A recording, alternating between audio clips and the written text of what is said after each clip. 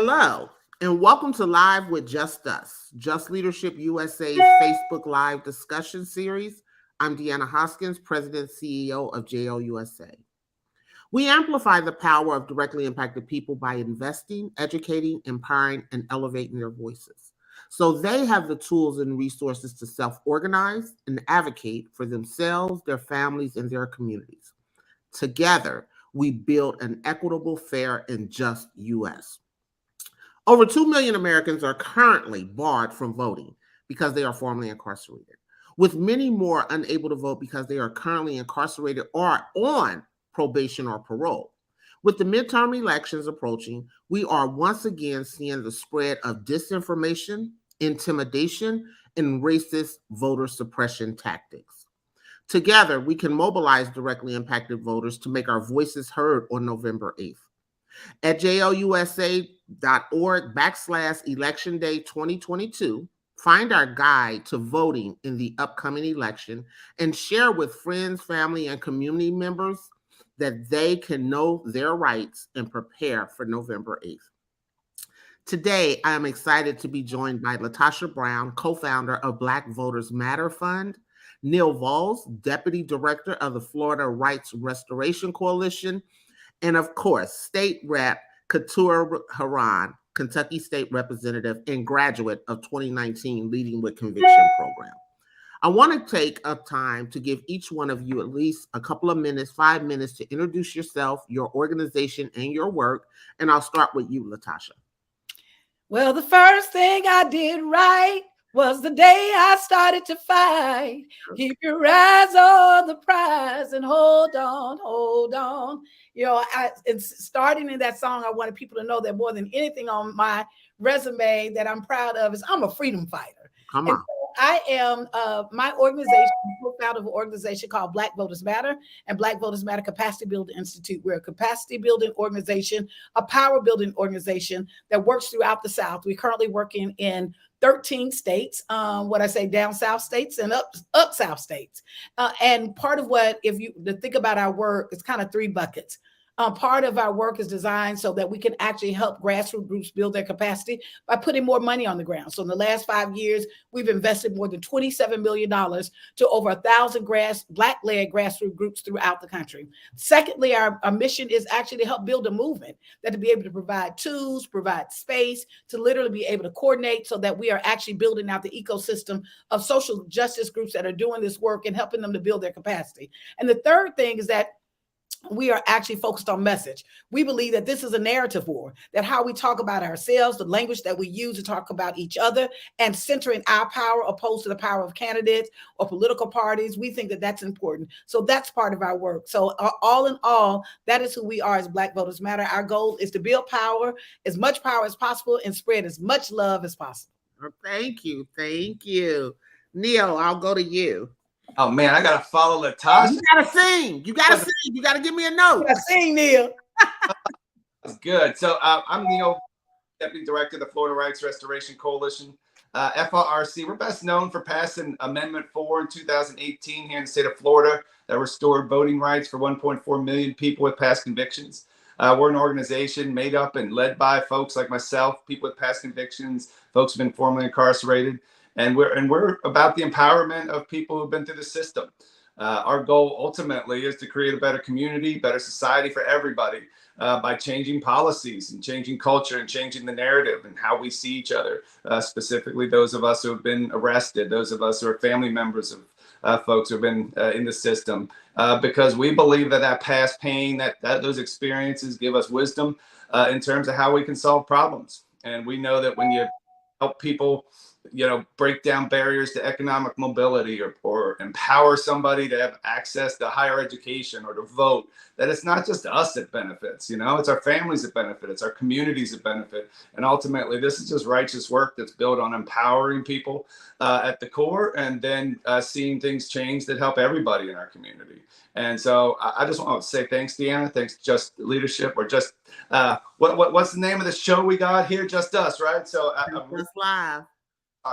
Talk these issues out in such a timely manner. Yes, thank you.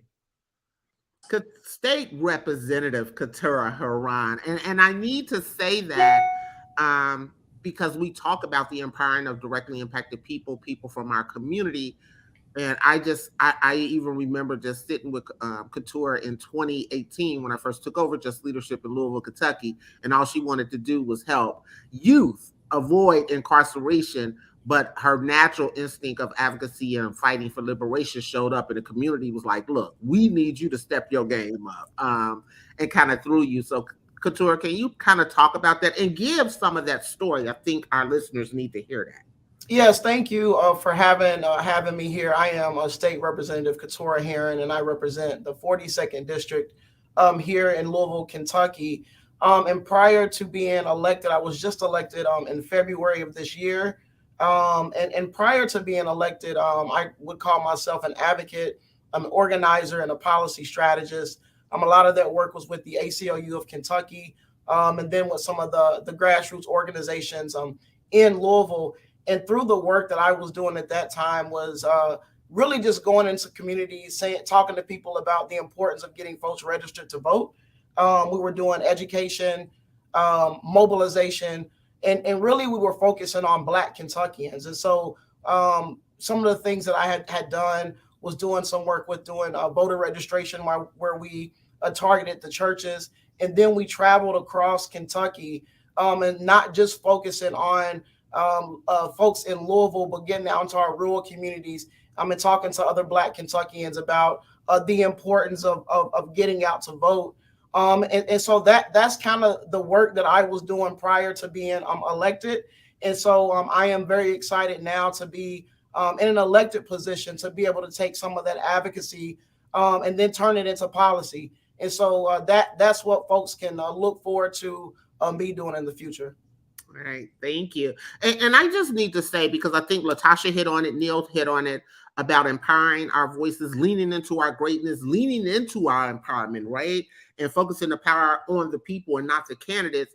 For me, Couture, your story was part of that, right? Was part of that. We're not going to take, during the Breonna Taylor, we're not taking no-knock warrants anymore and getting out and being willing to lead that fight, and then catapulting into this position of demonstrates the power when the people make a decision of who they want to represent them. You're an actual prime example of that, but again, making sure we have our voting rights. So I want to open this conversation up. Latasha done sung to my soul, Neil, the empowerment of 1.4, and just Couture, the people speaking, right? I think we captured that in this conversation with the three of you. But we also know there's an attack. And we always say that if our vote really didn't matter, they wouldn't work so hard to keep us from the voting booth, right? And that demonstrates the power when we utilize and leverage our voice. So I want to throw this first question to all three of you. When we look at voting for our population and for our people, what must we change about our voting system today to build a more just and equitable democratic process? That sounds like a loaded question, don't it? No, I think that's actually a really good question. It's such a good question. I think that could be a panel in itself. I just want to make a couple of quick points. The first thing that we have to recognize is we've got to acknowledge each other's humanity. At the end of the day, the vote is not more important than human beings and people. And I say that because we have actually created something that we've allowed people to create systems to make it seem like it is okay for folks, humanity not be acknowledged. And so, and as returning citizens, that we can target on them that is in some way that they are not deserving, that as if God has not given them agency, if their decisions being made about them and their family and their life, they have absolutely 100% right to be able to lean into that. And so I think there's a couple of things we got to do. The first thing is we got to believe. We got to literally believe in our own humanity and not allow anybody to define that for us, no matter what circumstances, no matter what our background is, no matter what our past is, no matter what our economic status is.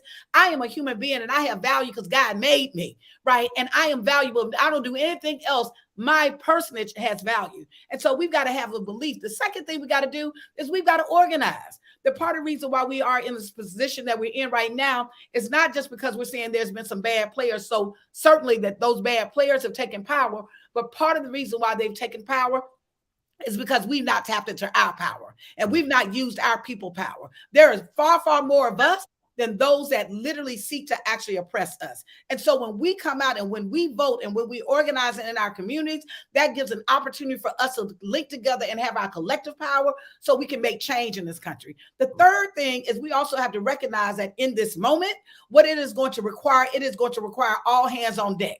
So everybody's not going to be an activist, but you can write a check. You can go and volunteer. You can be a poll worker. You can actually make sure that you're having these conversations with people in our community. That part of what we need to do is to be able to combat the misinformation that's actually being targeted at us and towards us to make us think that there's something wrong or there's something that we're not able to access. I think those are the three biggest things that we can do. And I'll stop right there because I'm interested in hearing what my other brothers and sisters have to share. Thank you, Tasha. I can jump in. Part of what I'm saying is going right along with what Latasha just said. And I love your passion. I love your leadership. And I think that there's a real kind of cultural and narrative piece here that is just vitally important. It's got to be at top of the list. It's like how we see each other, that nobody's ability to vote or their role in the community or their is better or worse than anyone else's. Like, we got to get away from this idea that, hey, people been through the system. Somehow it's like, oh, well, you know what? You still have to do some more punishment before your voice can be heard. Or, oh, it's okay for us to treat you, as a second-class citizen. Maybe we can pay for those things and maybe we, can't. And when it comes to making sure that our ability to vote is equal to anybody else in the community, because that's the spirit and that's the core of what it is that we're fighting for. That's our aspirations.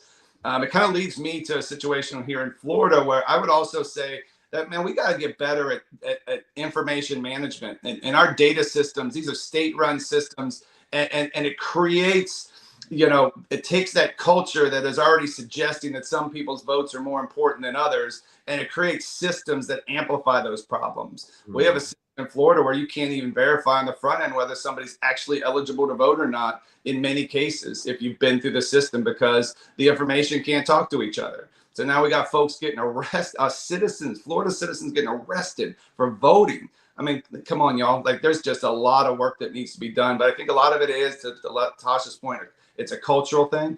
And then also it's the policies that are broken in part because we got work culture. Thank you, Neil. Yeah, and I would agree with both Neil and Latasha. And one of the things that I would add in is really along with that organizing is also the education. I think that especially as Black folks, directly impacted people, sometimes we forget about the historical context of what has been happening or why Black folks have not been able to vote, and then just really connecting the dots of Black people being disenfranchised from the vote and being disenfranchised in the criminal legal system. And I think that our communities, especially the people who have their right to vote, we have to also educate those folks, because we need those folks as well to make sure that they're advocating for the people who have been disenfranchised.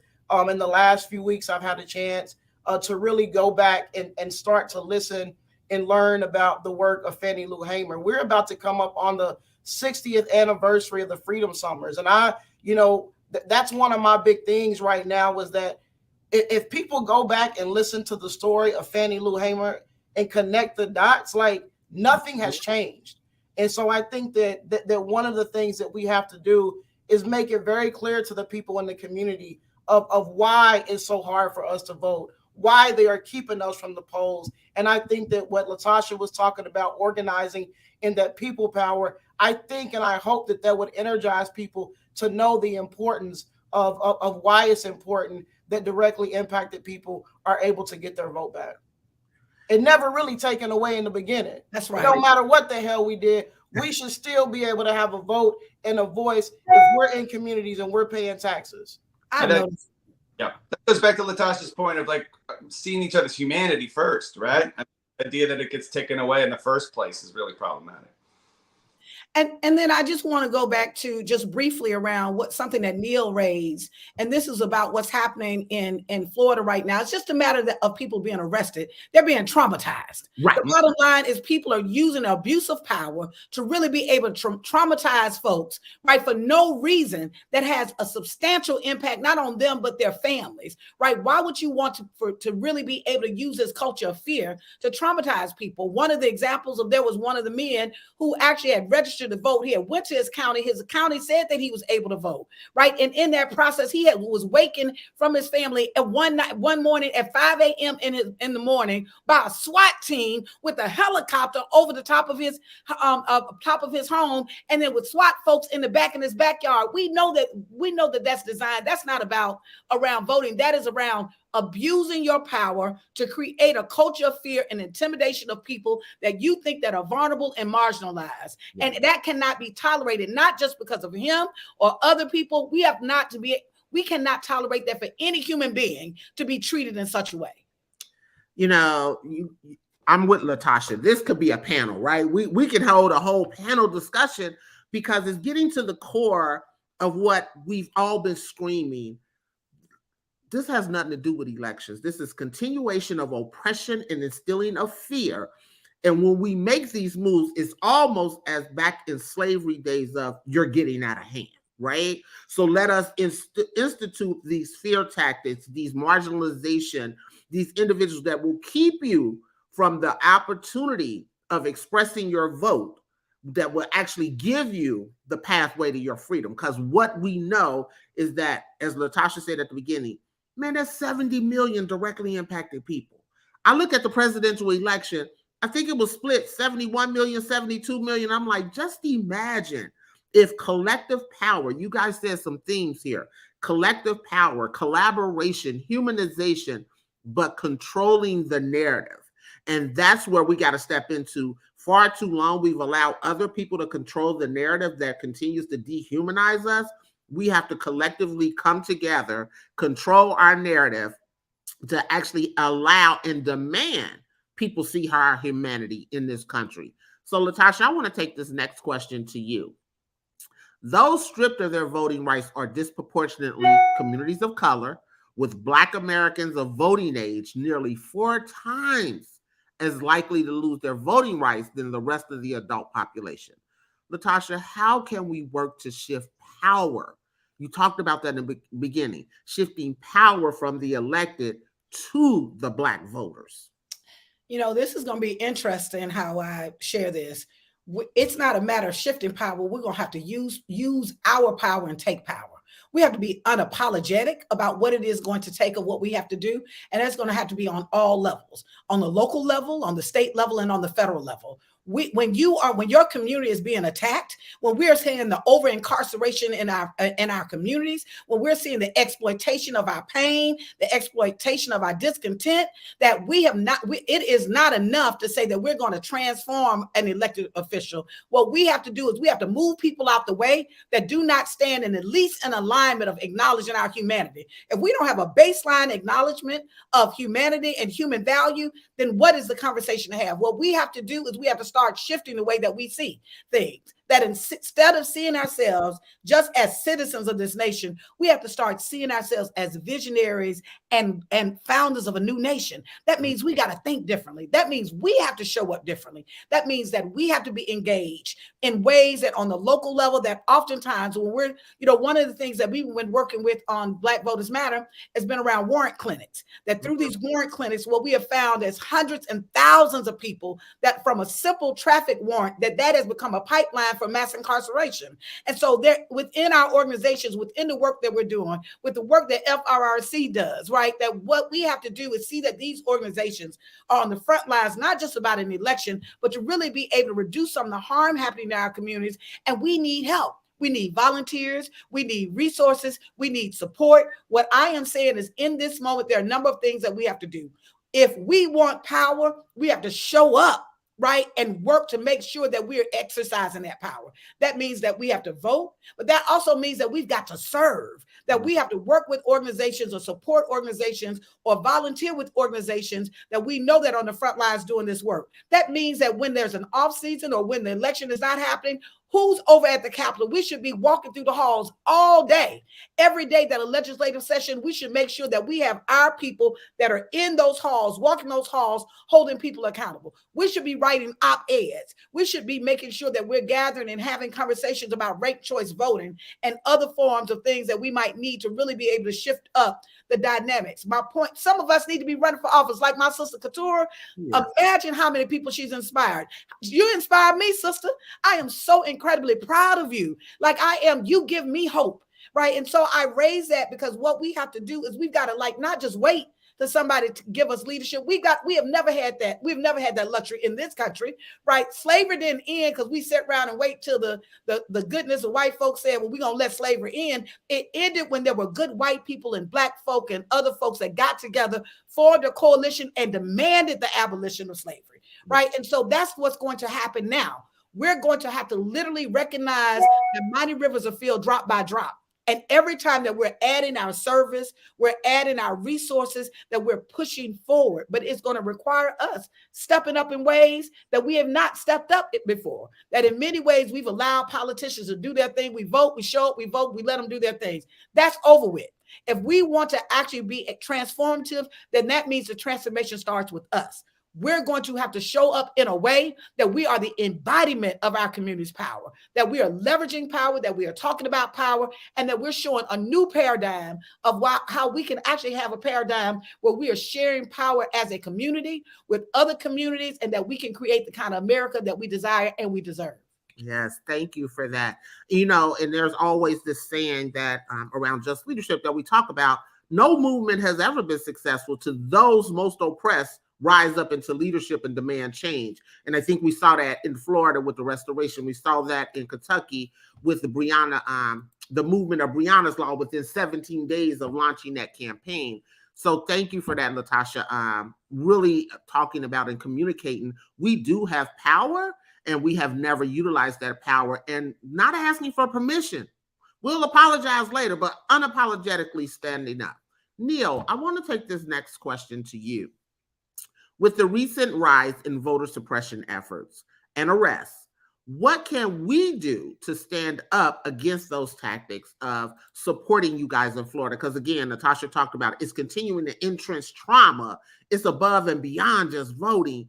It's the continued entrenched trauma in our communities that we embody around that fear. So what can we do to support the elimination of some of that disenfranchisement? One, I agree with what you were saying, Deanna, what Latasha was just saying. Like, we could have a whole panel on kind of seeing each other's humanity and seeing people's humanity as a core of this entire movement.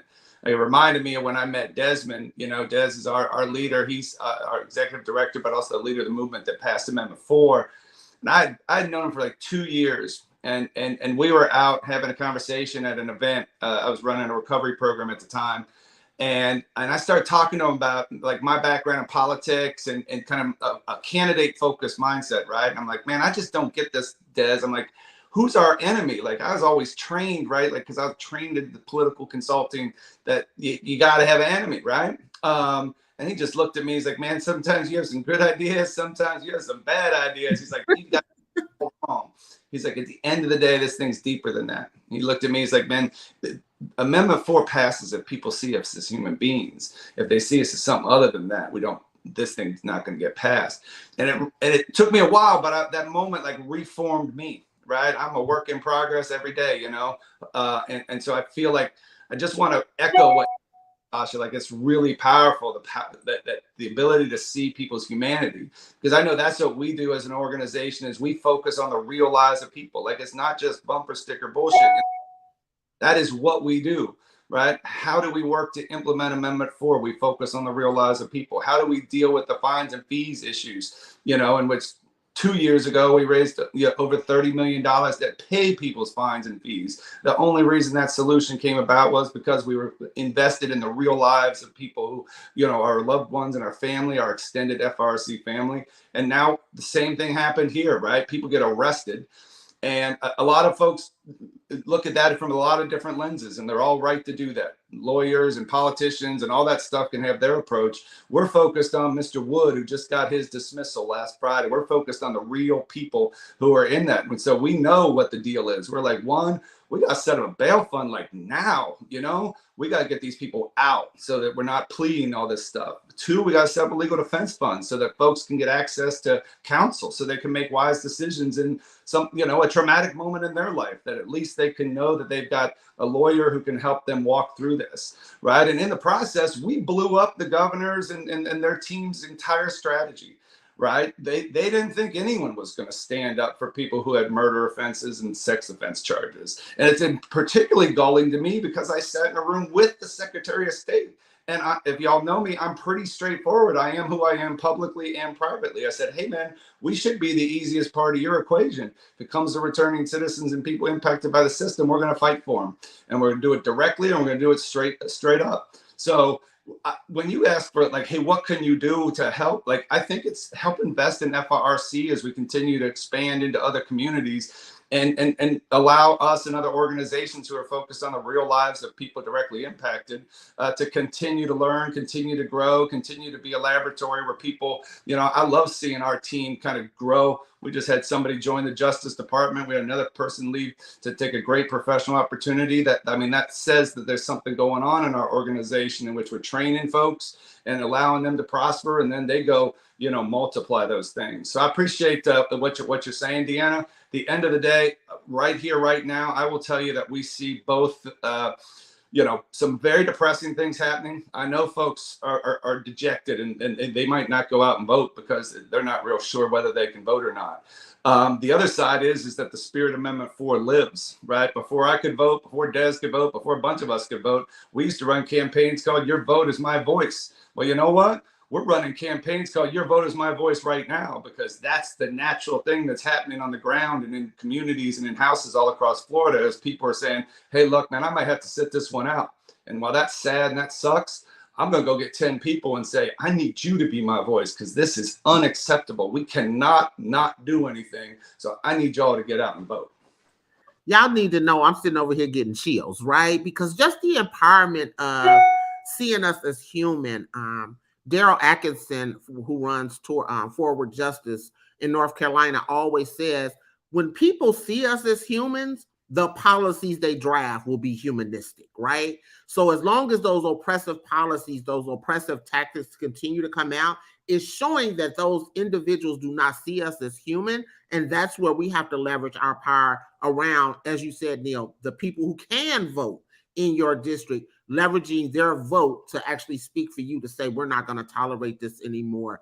Thank you for that, because I think this is a really important issue that people need to know about. State Rep, as an elected official, how are you working to prioritize voting rights, and how can we encourage other elected officials to do the same? Yeah, thank you for that. So some folks may know, some may not, but Kentucky is still one of 3 states that forever disenfranchise folks with felony convictions. We know in 2019, when Governor Beshear was elected, he ran on the premise that he was going to restore some voting rights back to a low-level, nonviolent folks who have felony convictions. He made that promise. He did that. And so in Kentucky, we did get that executive order. However, that is not enough. That we are not satisfied with that. And so as a policy strategist and an organizer, I help work on that and help work on a bill.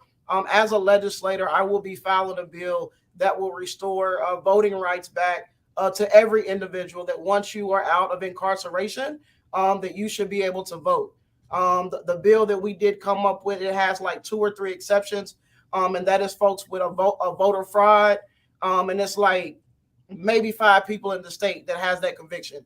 And so, as I said before, we believe that when you are out and you have done your time, you are in community, you are our neighbors. Going back to that humanity piece, you are paying taxes. You deserve to have a voice of what is happening on your street, what is happening in your neighborhood, your community, also what's happening in your district altogether. And so that is a piece of legislation that I will be working on. As far as what other folks can do, other elected officials, they need to band together and come together and say that, one, we need to make voting as easy as possible. There should not be all this red tape around voting. One thing that I would like to see, I know that in some jurisdictions you can, but I also believe that independent voters should be able to have a voice in the primary. They are voters, and so that is something that I will be pushing here. And I would also like to see that when you go and get your license, that at that point in time, that those folks at that office say, we see that you are not registered to vote. We are going to go ahead and get you registered to vote. I think that we have to make that as easy as possible. Another thing that we have been doing here in Louisville, and I have been able to work with some of the advocates and some of our local elected officials, is going inside the jails, our local jails, and getting folks registered to vote who have not been convicted, who are awaiting on trial. And we know that we need a lot of things regarding bail reform. And so we have been doing that work here in Louisville. Shout out to Savvy Shabazz and Sheldon McElroy, two of JLUSA's folks who have been leading that charge. And the other thing is what does it look like as well is to actually have polling locations inside our local jails. Somebody is going to get arrested that morning when it's time to go vote. Just because they were arrested does not mean that they should not be able to vote. They have been convicted. I believe that they should be able to vote. So I think that those are some of the things that other elected officials can do. And then the last thing is, as elected officials, it is up to us to also educate our constituents about the different levels of government. We know that has not been happening in our school systems. And I believe as electeds, we should be very clear with folks about, if you want change, who is able to do that change and how to get in touch with us. And so a lot of people don't know the differences. Is this an issue on the local level? Is this a state issue? Who is responsible? And I believe it's up to us as electeds to go around, to collaborate with one another, to make sure that people know and understand who we are, what we do, and what we have the power to do. And we need the people in order for us to make those changes. Thank you. And I want to go to this next question because I know Latasha has to go. Right. So, Latasha, I'm going to throw this at you first, but it's for all panelists. How does it benefit everyone in our community when we prioritize the voting rights of directly impacted people? And what can we learn from the directly impacted leaders like Desmond, Neo, Couture, and Savvy, who are spearheading this movement? So let me start with what we can learn. Because I've learned so much. Let me tell you what I can learn. I can learn about, I think we all can learn around what is the power of a made-up mind, and when you're standing fullness in your agency and your humanity.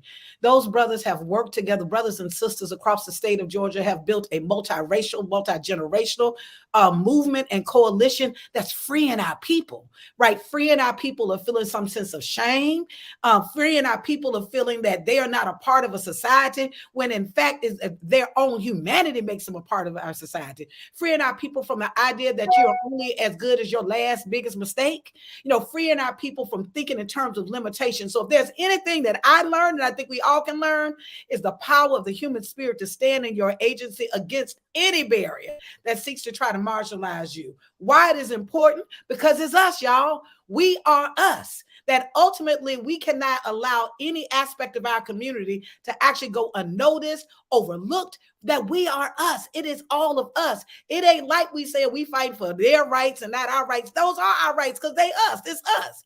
And so I'm saying that because I think we have to recognize that when we are supported and we are looking out for the margins of our communities, right? That those who have been most vulnerable, those who've actually been targeted, that does that not strengthen the entire community? That all boats rise. And so I think it's really important for us to recognize that this fight around the restoration of voting rights and of formerly incarcerated people and returning citizens, that is all of our fight. That is a fight around us reclaiming and standing in our humanity. And I want to invite people, as I get ready to leave, I just want people to follow us on Black Voters Matter. That's a really core piece and part of what our work. We have a campaign now called We Won't Black Down. And you heard it right. I didn't say we won't back down. We won't back down, but we won't black down.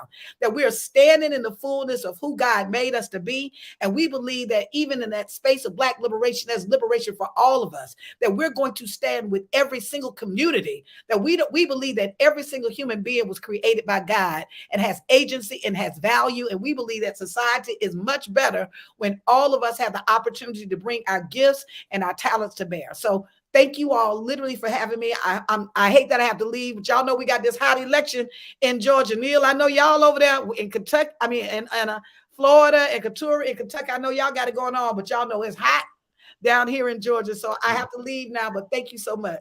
Thank you, Latasha. Thank you for that. And we're all behind you guys down there in Georgia as well. I want to push the question to you, Neil and Couture as well. How does it benefit everyone in our community when we prioritize the voting rights of directly impacted people? And what can we learn from directly impacted leaders who are spearheading this movement?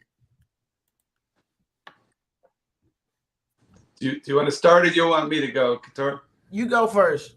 Oh, all right. Well, thank you. I would say I think that on a certain level that we're only as strong as our weakest link, but I don't want that to be misinterpreted. I think that there have been people who have been weakened by systems of oppression or systems, the criminal justice system in particular, those of us who have been through that.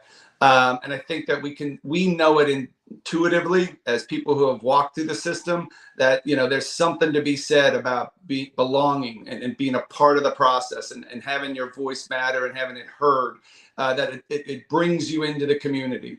But the truth is, for those of us who might not believe that, there's plenty of data that shows you that the ability to be a part of the community, the quicker we're able to reintegrate it into the community, the more likely we are to succeed, however you want to define succeed. And I'm a spiritual person.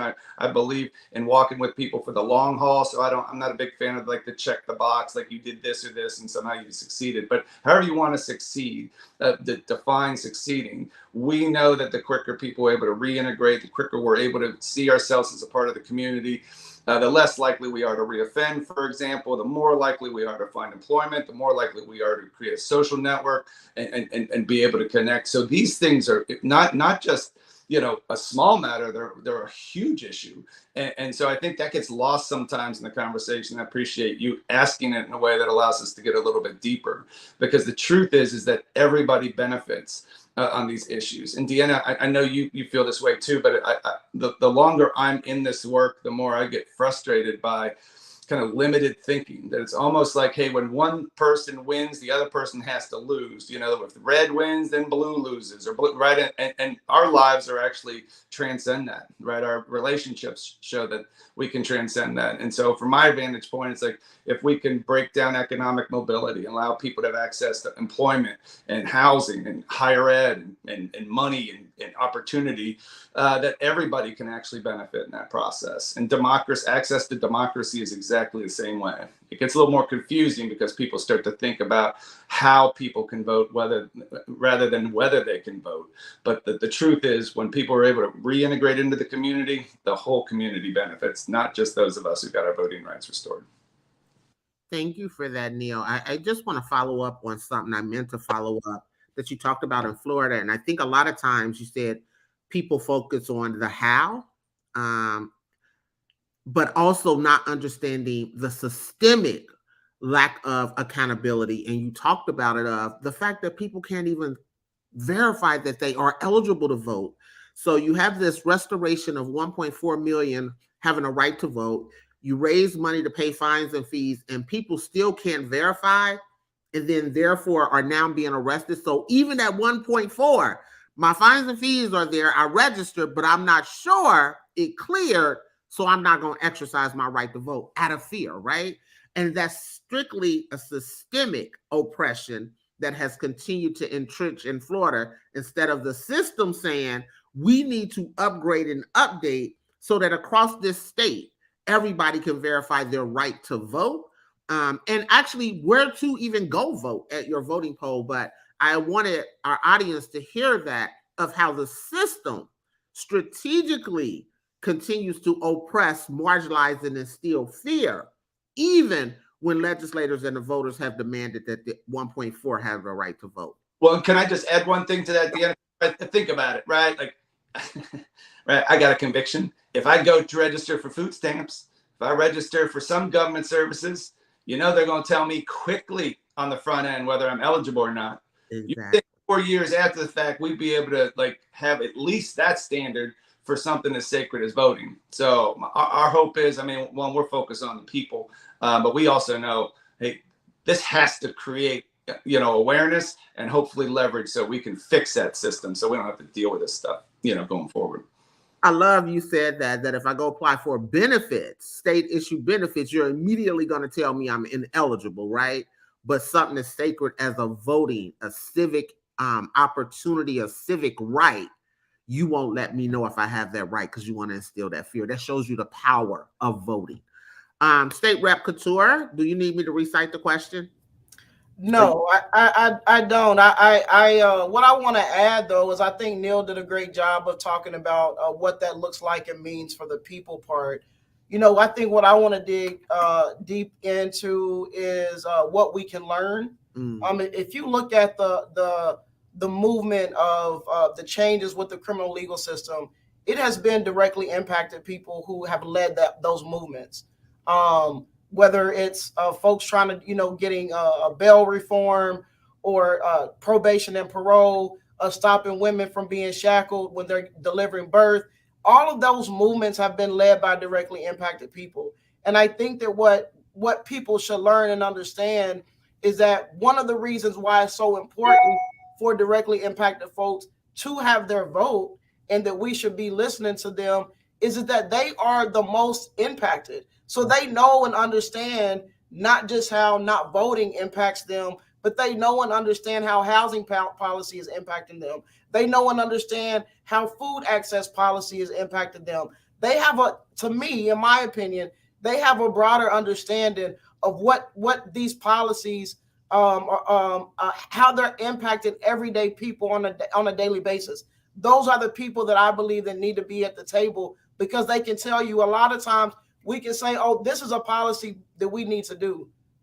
But in practice, that shit don't make sense. Right? And directly impacted people can tell you, well, actually in practice, this is what it looks like for me. And so I think that all movements, whether it's women's reproductive justice, whether it's housing, whether it's climate change, whatever it is, I believe that if we really look at how directly impacted people have changed the criminal legal system, that we need to be taking some of those same strategies and tactics and putting them in some of the other issue areas in order for us to move forward. Thank you for that because a lot of times, I have to remind myself why I'm in this work. And it's based on the principle that I bought in that Just Leadership have, that those closest to the problem are closest to the solution. But other people forget that second part, typically furthest from resource and power. And so when I say that typically furthest from resource and power, I always have this vision of kicking in doors to the state house like you did, Couture, changing policies, Neil, like you're doing, pushing to close Rikers Island, Norris Henderson pushing in North Carolina Amendment 2 to overturn, a Jim Crow law. We are making strides unapologetically because we're tired. We're tired of being oppressed. We're tired of being excluded. And State Rep, you're exactly right. If our voices aren't centered in those conversations, none of the policies that are coming out will ever free us. They will never free us if our voices aren't a part of it. And what I like to share with people, the 94 crime bill was a good crime policy on paper to address the crack epidemic. Nobody was in the room to talk about how Black and brown communities were going to be destroyed with mass incarceration simply because how our communities are over-policed. Our interaction with law enforcement happens at an earlier age. Our communities, our schools have more police than they do social workers to address our issues. So all of that plays out when you start instituting policy and changes. And if our voices, people from the most marginalized communities, are not, and I don't want to say have a seat at the table. I'm at the point, everybody knows where I'm at with it. If they don't give you a seat at the table, just build you one and invite them, right? I'm no longer asking for a seat at the table. We'll just build ours and invite them to our table because power has to shift. And we do have agency and power, as Latasha talked about. Well, Go ahead, Neil. I'm sorry. Because you're bringing back memories from Amendment 4's passage here in Florida for me. And I love I love how you took it to the next level, right? Because it's not just about having a seat at the table. It's about the piece that the state rep you were talking about, that these are our lives. These are our families' lives, and that we actually have a better understanding than many other people, right? It's like you write the farm bill, you bring the farmers in, right? That seems super simple, but it's kind of like, oh, you're going to write legislation or policies that impact our lives, our families' lives, our extended families' lives. Somehow our voice isn't at the same level. Like we can't strategize, we can't communicate, we can't do those things. And to be honest with you, like Amendment 4 was a prime example of that. I'm forever, for the rest of my life, grateful that Desmond had created that table that you're talking about, Deanna. Because, and I don't mean it in bad, I'm not saying anything personal, but there were consultants who clearly wanted us to communicate in a way that they thought was traditional. They were nervous about how passionate we were. They were nervous about us going into the trailer parks and talking to a lot of Black people, and somehow Des and I would laugh. That's like, what do they want us to like put on bike helmets and ride bikes through the suburbs and be like, hey, vote for Amendment 4? And that's half of a joke, but that's kind of the mindset that we were facing, and was like, nah. And Des said it best. He's like, we're going to go talk to our people. Like that's what we're going to do. And how else do you expect us to talk to our people except authentically? It might come across as non-traditional, but man, it worked, But I think it emphasizes the point that you're making. And last fact that I will say is that, and I've said it for the last year, I think it's a testament to what we're talking about here, is everywhere where there's been an expansion of democracy in the United States recently, in California and Washington, just recently in North Carolina, in Florida, we're seeing it in Kentucky, and I'm pulling for you, state rep. It has been led by people who are directly impacted. So it is like we had a seat at the table. Somebody else didn't strategize it and ask us to share our story. It was led by people. So there's some sort of secret sauce here. My mind is constantly racing. There's something about somebody who's been through something and an ability to connect in a real way around important issues of democracy that many people in the political system are failing at, right? Like we just see this gridlock, like can't even talk about democracy, right? Let alone pass policy. And so there's something to be said, so it's like, I know it sounds weird that maybe those of us who've been impacted have something special to offer. Not that we're just clamoring to be equal, right? But that maybe that those experiences have actually given us something that could be beneficial to other people. Thank you for that, Neil. And I think you're right. It is. What is it that people who have been most oppressed bring to the table? This is about our lives, right? This isn't about a political win. This isn't about a bumper sticker or a hashtag. This is truly about our lives. And I think you said it earlier. It's not blue or red. This is us down the middle. This is our lives. And we need players from both sides of the aisle to advocate and see our humanity that we are actually trying to change. It's real personal. And one of the things we talk about in our training is how to leverage that personal passion into addressing those issues and humanizing us. The story is different when we're not being exploited, but we're leading that charge. I want to leave one more question, then I want to open it up to you guys. What actions can we take now to support directly impacted voters? And I know, Neil, this is really important in Florida because there is such a fear tactic operation going on. What actions can we take now to support directly impacted voters? Well, here in Florida, I mean, we definitely are in a moment where we're looking for folks to help support us financially. What we're seeing is energy on the ground. And we have volunteer leaders, block captains, folks who are getting, literature out and doing GOTV. And we have the ability to multiply those efforts. But we definitely need resources. We're also seeing a lot of returning citizens and family members who are kind of taking this energy. Again, we've got this arrest thing that's really hot on the ground, as you can imagine, right? It's what we're talking about. And so a lot of folks want to sign up to be poll watchers. They want to get involved. And so it's like, how do we take this negative energy and in these 2 weeks turn it into something that says, hey, we're going to deal with your voter suppression with aggression. And we're going to do so in a practical way. Like this isn't a conceptual moment. This is a moment, hey, we need action. So we need to help get people to the polls. Thank you. State Rep Couture. Yeah, I think the other things that I would add is the rides to the polls. Folks need that. And then the other piece is what I've heard here in Kentucky is that a lot of people don't know who to actually to vote for. And so I was actually at a corner store and I told someone that I was a state representative, and they're like, "Oh, I don't even know who to vote for, so I'm not voting." And so I think that we need to educate people about who's actually on the ballot, because people are fearful of not knowing, not understanding who folks are. And so, along with what Neil said, those resources to get to people, but we also need make sure that people have rides to the polls, and then make sure that we're educating folks on who the people are on the ballot. And I know that there's a couple of organizations here in Kentucky that's doing that work as well. Thank you. I think that's very important.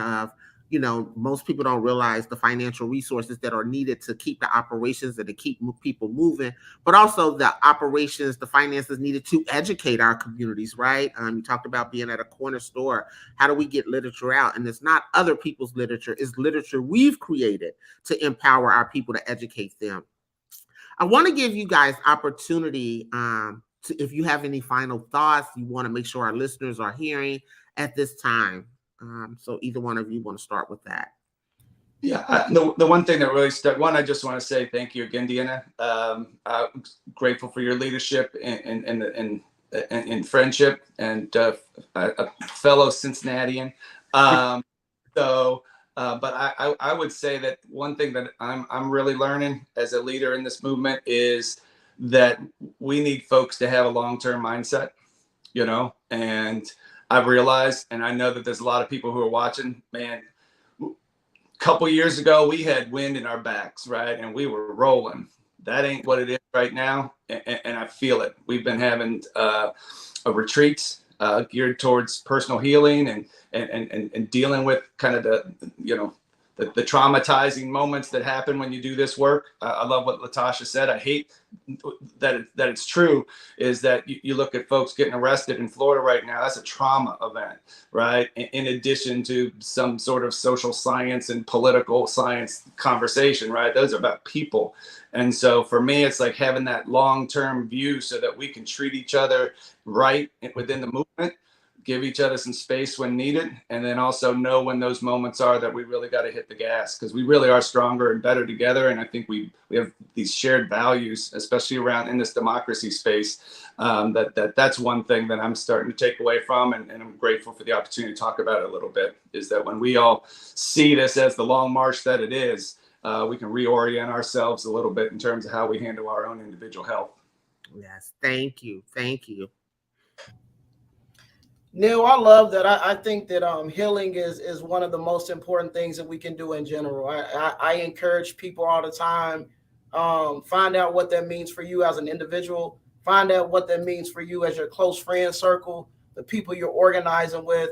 If we're not healed or healing or going through that process, the work will stop at some point. The other thing that I would add is that I know for me here in Kentucky, one of the things that's on my mind is these next few election cycles are going to be huge election cycles. Right now, we're up against the midterms. Next year, we're going to have a governor race. And then the next year after that, it's going to be the presidential race. And so for me, it's how are we building that power right now? And I also encourage other folks across the nation, people who are listening in, is that we have this election in a couple of weeks. But what is this? How do we continue to build power? And I know that what we've seen a lot of time is people talk about registering to vote and voter education, during that 3 months or when it's time. And I think that one thing that I would like to see is how do we implement the importance of voting and engagement and registration in everything that we do. We have a lot of community events. We do a lot of festivals. We get together a lot. That's just what we do. Almost like anytime you have an event and there's going to be water there, how do we make sure that we have people there talking about voting? It should not be something that is a part-time thing. This is to me, it's something that we should be doing all year round, and gearing up and understanding what it's going to take for us to really shift and change what we need to. And to me, that's going to be the consistent work and looking at what is the strategy in 2 years, 3 years, 5 years? Where are we trying to be at? Not only with getting people out there to vote, but I need more brothers and sisters elected to help me out, right? So people say, well, you gonna do this policy and that policy. I'm like, I can file it, but I need more bodies to say yes with me. And so that's what I would like people to start to think about is what is that long-term work? What does that organizing look like? And how do we really make change in the next 3, 5 to 10 years? Thank you for that. I think that's so important because that's exactly one of the things we have said. 3 months, 90 days, 120 days before an election is not the time to start talking about voting. This has to become an everyday common theme that any community event, anything that's going on, we're talking about asking people, are you registered to vote? Do you understand your voting rights in this city or in this locality, to actually empower people? I want to thank you, our panelists, for joining us today for this important conversation. Again, this could have been a whole conference session. Join us. I'm asking our listeners to join us at the Just Us campaign at jlusa.org/justus, or text Just Us to 55872. And see our voting right guides at jlusa.org/election day 2022 to know your rights for election day. I want to close with this. All too often, people who have been most oppressed and marginalized are continue to be entrenched in fear to exercise their right to vote, to utilize their voice. We see the continuation of trauma inflicted on our communities of what's going on in Florida, or not having correct information in Kentucky around our voting rights. It is our responsibility to step into leadership, to lean into it. And as we say at Just Leadership, lions are not tamed, they're caged. Individual leadership is not tamed. We have been caged, and we are opening the doors of our cages to let people lean into your greatness, own your power, and have your voice elevated and utilized. Again, thank you for joining us for our Just Us Live. I am Deanna Hoskins, President CEO. Thank you to my guests, Neil Valls, and actual State Rep Couture Haran. This has been a great conversation, but not one that stops here. We have to continue to be intentional to elevate and educate our people. And thank you again for everyone who's listening. Thank you to my panelists. Have a great day. Thank you. Thank you.